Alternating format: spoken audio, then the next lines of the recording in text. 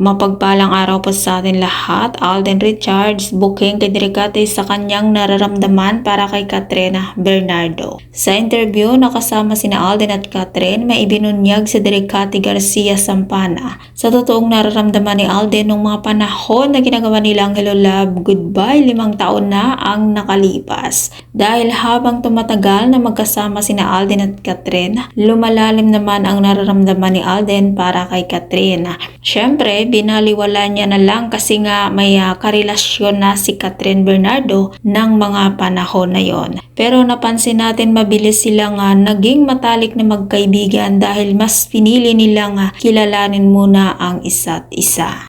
Lalo na nung nasabi ni Alden sa interview niya, nakapagkwento na sila ng mga personal nilang buhay sa isa't isa. Sa kabila niyan, hinayaan na lang ni Alden at kontento na siya kung ano mga merong relasyon sila ni Katrin. Dahil hindi pa malaya si Katrin sa mga panahon na iyon dahil may isang Daniela Padilla pa na humaharang sa pag-ibig niya kay Katrin. Pero itong si Dericate Garcia Sampana, may nalalaman na pala sa tunay na naramdaman ni Alden para kay Katrin. Siyempre, tinago na rin ni Derek para namang hindi masira ang relasyon nila bilang magkaibigan at ang kanilang trabaho. Pero nito lang binuking niya si Alden na matagal nang nasa puso ni Alden si Katrin, pero iniba niya na lang ang topic, sabay sabi matagal na daw sa puso niya ang pelikula.